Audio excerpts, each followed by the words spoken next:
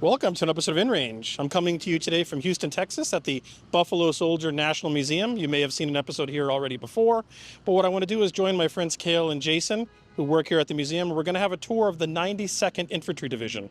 This was an African-American black division of the U.S. American Forces, initially deployed to France during World War I, but then later to the Italian combat sector of World War II.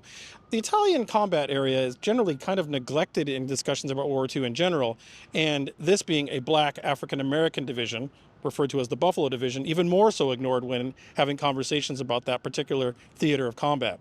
However, they had a very important role to play in defeating of the fascist forces there, both the Italians and the Germans, and have an interesting story to tell. So let's go learn more. Here we're talking about the 92nd Division or the Buffalo Division, and the whole idea of this exhibition is kind of trying to basically go through and highlight the lesser known aspects of the 92nd Division, but also kind of show how this division connects to the legacy of the Buffalo Soldiers.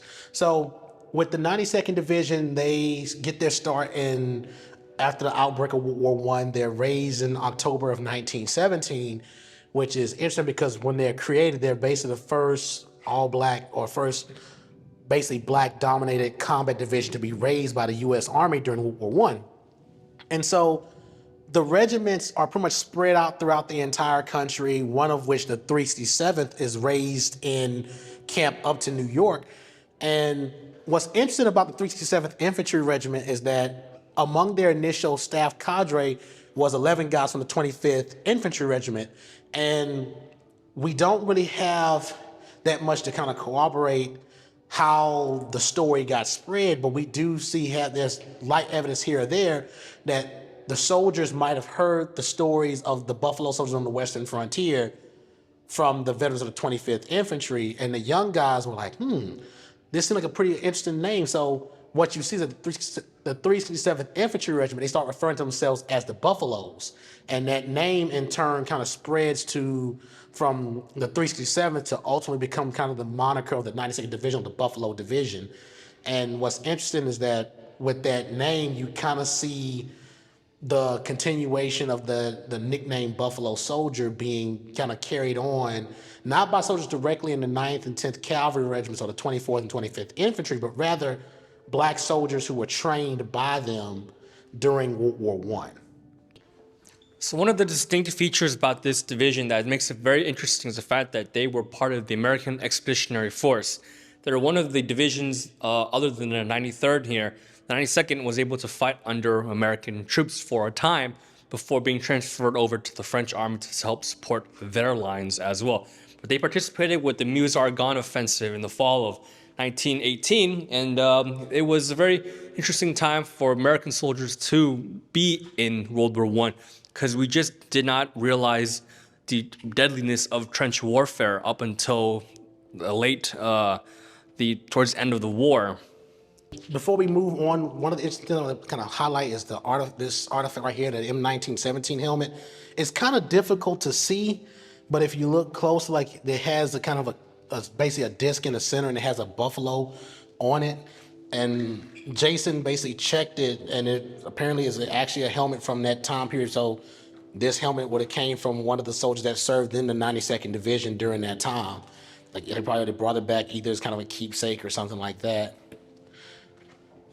But as we move on and we go from World War I to World War II, normally during this period, this is where we start talking about the significance of the Army War College Study of 1925. So in the aftermath of World War I, since World War I was the largest employment of black soldiers in the U.S. Army at the time, there were studies to try to figure out, okay, how do we go about employing black soldiers in future conflicts? And so what's interesting is that the United States Army War College kind of pulls information from the officers who are in command of black units, everyone from logistics units, the commanding officers of the 92nd, the 93rd Divisions. And what is interesting is that, for context, at this time, eugenics was very much a very popular study. And because of that, when you see the report from the Army War College Study of 1925, you end up seeing kind of traces of eugenics kind of viewpoints being up in there. So the view that kind of comes out is that, well, when it comes to black soldiers are physically capable to be soldiers, but they're not mentally capable to be soldiers. That when it comes to black officers, while there are a few good black officers here and there, that when it comes to black units, that black units should probably be led more by white officers, particularly from the Deep South.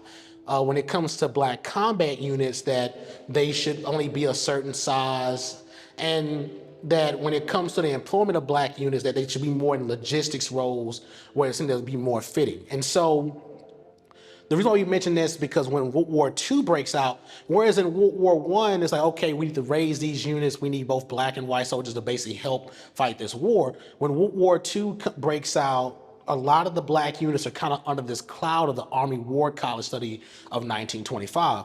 And the 92nd is no different. So when World War II breaks out, the first division to be raised, of course, is the 93rd Infantry Division, but the 92nd is the next one to be raised. And much like in World War II, World War I, they were created kind of in various pockets across the country. Like you had some elements being raised in Indiana, some being raised in Arkansas, some being raised in Kentucky, and some being raised in Alabama. And part of the reason for that is because at the time, the U.S. Army really didn't have that many training facilities to train a black combat division. Really, the only facility they had was Fort Huachuca out in Arizona that was large enough to train a black combat division. So when the 93rd moved from Fort Huachuca to the Louisiana Maneuver Area in 1943, that's when the 92nd was moved to Fort Huachuca to basically complete its divisional training. And while they were there, they pretty much completed divisional training, and then they were sent to Louisiana. And from there, they got orders to essentially deploy to Italy. Now, what's interesting, again, when they was getting ready to deploy to Italy, there was kind of this whole conflict about, well, where are we going to send these black troops? Like, we got, at this point, they would have had 3 black combat divisions, the 93rd Infantry Division, the 92nd Infantry Division, and the 2nd Cavalry Division. And a lot of theater commanders kind of had concerns about taking these large black units. And what you end up seeing is that there's a debate say, okay, well, if we send them here, we are concerned about having to deal with like how these soldiers interact with the locals. Would it be issues about the race and how they interact with other troops? And so what you end up seeing is that normally commanders end up having to take these black units, mostly kind of plug holes in like unit structure. So like in the case of the 92nd, the reason why they're sent to Italy is because at that time, with Italy, a lot of the veteran units that were fighting in Italy up to that point were getting sent to France to basically help reinforce units that were fighting after the invasion of Normandy, as well as aftermath of Operation Dragoon. So when they would be sent to Italy in 1944, they were kind of part of not only U.S. forces, but also Brazilian expeditionary forces, British colonial forces, French colonial forces that were kind of coming up together to basically help push north in that final drive against basically the Nazis in northern Italy. So one of the important roles that African American troops played in World War II is that they were able to be a part of every part of the role that the Army had. After all, the American military at this time was very much a combined arms military. And as Cale mentioned, you had infantry regiments, you had artillery regiments, and you, of course, you would have naval and air personnel that were also African American. And these played a very important role because of the American military doctrine of combined arms. African Americans are able to fit in different roles. And as Cale mentioned before, they were able to plug in the holes that are necessary for Allied forces for that a role to work. All right, so when we get over to here, this is when we start actually talking about their deployment to Italy. As I mentioned before, when the 92nd is deployed to Italy, this marks really the first time since World War I that a black combat division is deployed to Europe. And this is the first time in World War II that a black combat division is deployed to Europe as well. So I would say arguably it's probably the second most diverse theater of operations behind the China, Burma, India theater of operations. But when you look at when the 92nd arrived, they arrive in Italy, you have the 92nd Infantry Division, you have the 442nd Regimental Combat Team that's already in theater, you have the Brazilian Expeditionary Force, which is also arriving at the same time the 92nd is arriving. But you also have, as I mentioned before, you had other units that came from like British colonial forces. There was some regiment that came from the British Mandate of Palestine at the time. You also had Indian troops that arrived in Eastern, like including also French troops that came from North Africa and Central Africa as well. So when the 92nd is part of this drive to the north, you start seeing them being a part, basically kind of an ethnically diverse region. And initially, pretty much most of their operations at this time was pretty interesting because they're pretty much kind of helping push the fascist forces back up north. And yeah, at that point, they're pretty successful. So one of the things we want to cover when it comes to the 92nd Infantry Division that really isn't covered that much, or shall we say it's not really explored in greater detail, is the relationships between the black soldiers and the Italian population. So one of the things that we tend to hear a lot about black soldiers in World War II is that the reason why black soldiers kind of get spurred to participate in the civil rights movement after World War II is because when they go to Europe, they're treated better by Europeans than they are by Americans. And so what you end up seeing is that there's kind of this blanket narrative that, well, the Europeans treated black soldiers better than people in the States. Well, it's actually more nuanced than that. And the reason why we say that is because when we was doing our historical research on this, what we found is that on the one hand, yes, there is cases where Italians actually treated black soldiers with respect. And a lot of that kind of came from the fact that they was viewed as liberators. In fact, one of the research books we was using, I think it's called Braided in Fire, they mentioned how, in addition to the Italian civilians working closely with black soldiers, you also had Italian partisans who fought side by side with black soldiers as well. So there was some cases, like I think there's a famous photograph of like the soldiers from the 92nd. They're behind a berm, and one guy stands up to launch, basically, they use a bazooka to take out a machine gun post that's far away. When you blow up the larger picture, you see a young Italian boy carrying a Carcano rifle, basically kind of darting back and forth, feeding him information. Same thing when you see like later when they get to the parts of northern Italy, you see like young Italians literally like using captured German weapons fighting alongside these black soldiers. And in fact, one case, we actually see a case where there was black soldiers from a field artillery unit that was attached to the 92nd, well, forward observers, they literally had Italian partisans, but they also had a Russian POW who managed to escape captivity from the Germans. And they literally like all basically fighting against like the fascist Italian forces and the fascist German forces. And it's like, even though they kind of have a hard time communicating, like the only thing that kind of keeps them together, like, hey, we're fighting against basically the adversary. All that being said, there are cases where when it came to kind of like the way the fascist Italians viewed the black soldiers was a little bit different. And what a lot of people don't really realize is that when Benito Mussolini came to power back in the 1920s, he instituted laws to basically prevent any type of intermixing between basically black people and Italians, particularly North Africans at that time. But later it kind of carried over when Allied troops began coming into Italy as well. And in fact, there are some cases where you see like, well, fascist artists will paint like propaganda photos where like you will have like the destruction of Italy, and you will be seeing in a corner somewhere a black soldier that's like sitting there looking menacingly, destroying Italian culture. So you have those aspects. But then when the U.S. Army went from an army, basically kind of a liberating force, to an army of occupation, you start seeing where crimes committed by U.S. soldiers against the local Italian population starts increasing. And since most of these crimes would occur in like these robberies, these assaults and stuff like that, so they would occur at night, the only thing they could say was that, oh, I just saw a person or a soldier in a U.S. Army uniform attacking me. And what happened to that happens that it led to a lot more cases with black soldiers and even like Latino soldiers being accused of rape and murder and stuff like that. And what a lot of people don't even realize is that during this time, if you was charged with rape, you will be put to death. And so as a result, you will see where black soldiers, like not necessarily from the 92nd, but from other black units in the area, would get put to death. One of them was actually the father of Emmett Till.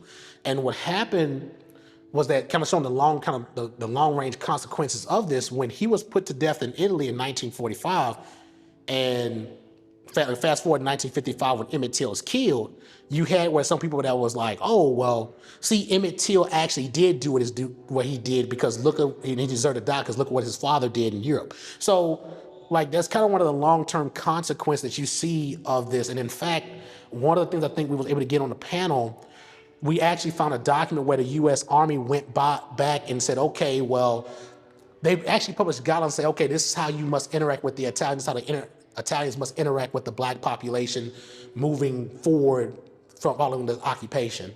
The examination of how black troops were treated by other foreign citizens is a very crucial impact on how we as an American view our military culture. Culture is a very, very powerful weapon. And unfortunately, at this time, the United States Army was a very white institution, and it did follow Jim Crow principles.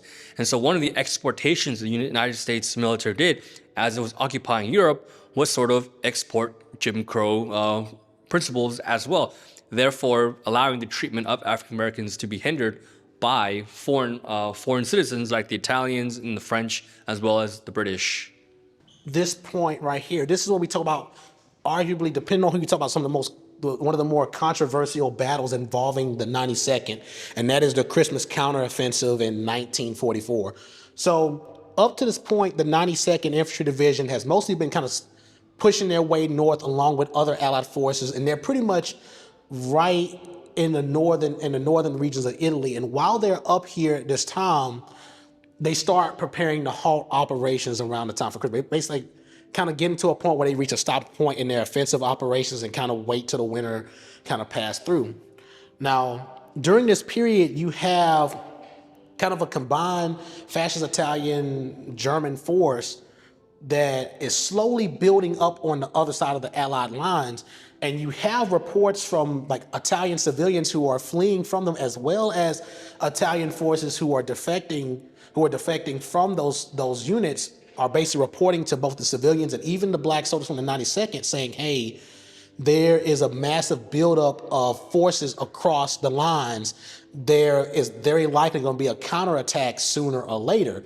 And the soldiers start passing this up the chain of command. The chain of command is like, well, the Italian forces and the German forces, they're not going to really attack this area. And so you see some cases where like the officers in charge there's kind of delays when it comes to addressing certain things. So, like, case in point, while the 92nd Division held down the western side of the defensive line, the British forces held down the eastern side of the defensive line. And with the British forces, they had kind of a defense in depth where you had the main units on the main line, but you had supporting regiments behind them so that if an offensive occurred, when those units get attacked on the front, they can fall back to a second defensive line. With the 92nd, they really didn't have that. In fact, there was calls to say, hey, we need some units behind us to kind of help buttress us in case of an attack.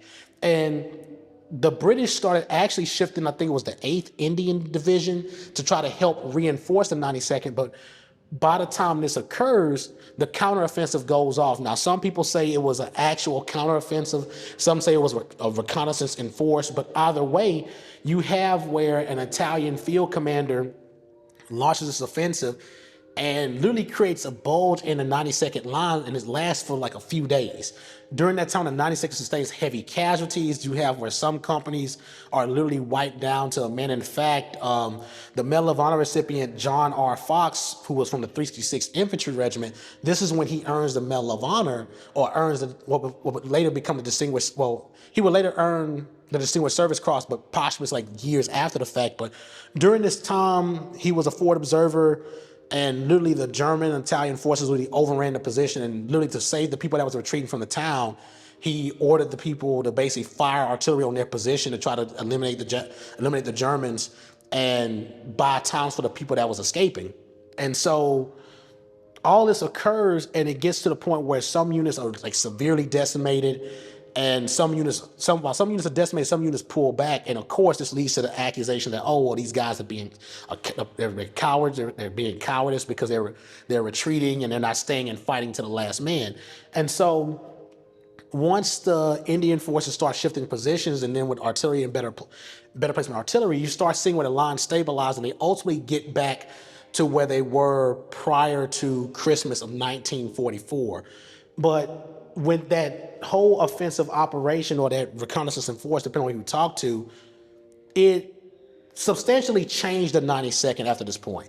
Because for starters, much like many black combat units, it's like, okay, well, this unit, they retreated without orders, stuff like that. But then the other things that, because this unit sustained so many casualties, it literally leads to a reformation of the 92nd, to where it goes essentially from an all-black combat division to basically an integrated division, albeit for practical purposes. So After this, the 365th Infantry and the 371st Infantry Regiments, they were pulled back and they were used to help rebuild the 370th Infantry Regiment. And that's because of the fact that a lot of black combat units did not have enough replacements so that if they took casualties, they had a hard time finding replacements. So two of the regiments were replaced with the 442nd Regimental Combat Team, which would be attached to the 92nd, which was the Japanese-American outfit, as well as the 473rd Infantry Regiment, which was comprised of white soldiers who were formerly anti-aircraft gunners who were reassigned to the infantry role. And so from that point onward, they pretty much continue the offensive operations in the spring of 1945. And from there, that kind of takes it up to the end of the war. But as I mentioned before, with the 92nd, this is kind of considered the most controversial due to the fact that, one, this is one of the few times where an Allied force is defeated by a fascist Italian general. And because of that, it's like, oh, well, that kind of makes it controversial. So in World War II history, we learn about three important things: the American and military industrial complex, we learn about the British intelligence, and we learn about the Soviet manpower. These were key things to win the war. And I like to add a fourth thing to it, and it is that the Axis always have a counteroffensive. Every operations that the Allies launch, Axis always launch a counteroffensive. This is the way the war was fought. And so you would think that when the Americans occupied that territory behind the Gothic line, they knew that there was going to be a counteroffensive coming in. So the American logistical team in Italy, operational campaign theater, should have realized that, yeah, we occupied this territory. There's going to be a counteroffensive for the Axis powers to retake what they've lost. So this is also a part of, interestingly enough, is the flaw in the Italian campaign where 92nd Division was stationed, and yet they did not have the resources to successfully hold out that counteroffensive that everyone knew from the operational theater, knew that the Germans and the Italians were going to commit. So it's a funny thing to talk about with this controversial topic. The last major panel I'll talk about right here is kind of the understanding the legacy of the 92nd. So, as I mentioned before, the 92nd Infantry Division, while it's not really by no means a lesser known black unit in comparison to, say, for example, the 93rd Infantry Division or other units. However, when it comes to understanding the history of the 92nd, that's where I would say is a little bit more lesser known, because a lot of the initial histories that came about the 92nd mostly focused on their performance in Italy during World War II. And it didn't really talk about what led to these regiments being created, and most importantly, what happened after these guys came home. So even after World War I, you had basically prominent black figures who initially traced their military service back to the 92nd, some of whom which became lawyers or were involved with the early NAACP.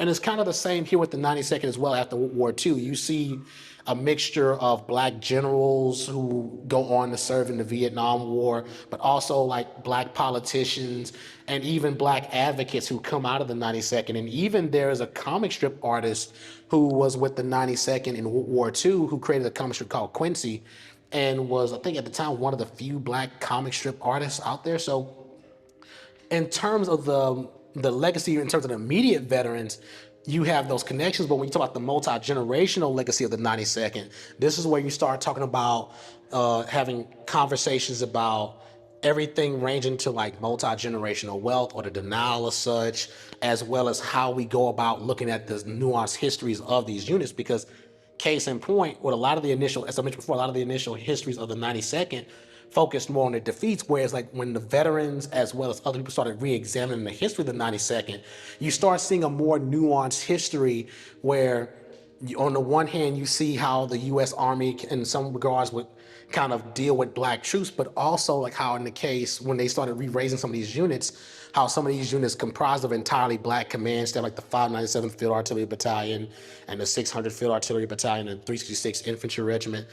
But in addition, you also see how people go about presenting this history today to the next generation. And so one of the things we basically try to include in the exhibition as well is highlighting the young living historians who keep this legacy alive, like Isaac Anthony and Hugh Goffnett, Like these are guys who they go out, they teach the history of the 92nd Division, and they really educate the public about the nuances and the complexities of this unit, as well as its accomplishments, but most importantly about its legacy, like multiple generations after this war ended and after this unit was disbanded. So often in World War II history, we always talk about the 101 Airborne and 82nd Airborne, and rightfully so. They were legends among the units. However, there are others besides the 101 Airborne and the 82nd Airborne that also deserve to be acknowledged and talked about and studied. One such example is the 92nd Infantry Division. These guys were very different from the way airborne operations operated, but they gave a good standard of operations for that infantry level division where you can make connections from the 1st Infantry Division, even the 3rd Infantry Division. The tactics and doctrines that those guys used also applied to the 92nd Infantry Division too. So there are a lot of parallels that you can study from your knowledge of maybe the Big Red 1 or the 3rd Infantry Division and others such like that. So just to promote, add on to that history of World War II by diversifying it and also showing that African Americans are just as good as a soldier, if not better, in some aspects, especially during the Italian campaign, because the Italian campaign was a very important aspect in holding Europe for the Allies. So the last thing I want to kind of highlight here is normally in our center case, we try to highlight a specific narrative from the units that we cover. And I think in the last one, it was Daniel Thornton for the 93rd, but this one is Private Logan, or PFC, Private First Class Logan. I think it's Guessmain. I have a hard time pronouncing his name. I apologize about that. But what's interesting is that this gentleman is originally from, he's from Arkansas, and he serves in the 92nd. I think before he gets in the 92nd, he actually gets married, but he's attached to the 92nd. He serves with the 597th Field Artillery Battalion, and while he's in the 597th, he earns a Bronze Star for basically meritorious action while under fire, and then a few days after that, he earns the Purple Heart. I can't remember if it was if he earned the Purple Heart first, then the Bronze Star, or if it was the Bronze Star or Purple Heart, but he survives the war, he returns home, and he has basically from what we saw, he has a pretty normal life, and he passes away of old age in the late 1980s. So with having, unlike the kind of the previous story we had with Daniel Thornton, where this guy has basically kind of tragically, life is drastically altered by the war. To be fair, we haven't encountered any of his direct descendants yet, so we can't really say how he's been impacted by the war, but we still wanted to highlight him because it's kind of the stories of those vets that we see, particularly the guys that serve in the war, they serve honorably, but then they come home and there's okay, well, they just kind of move on and kind of live their lives, but they don't really get the acknowledgement that they deserve. So, Well, I hope you enjoyed this episode from the Buffalo Soldier National Museum. They're doing incredible work here, and it's even more important now with the things we're seeing with the deletion of history to tell stories like this. I found it personally quite interesting that the Italian society was actually kind of felt bad for the black soldier, the black American soldier, and seeing the way they were treated by their fellow American soldiers, until the white soldiers taught the Italians to treat them according to Jim Crow laws.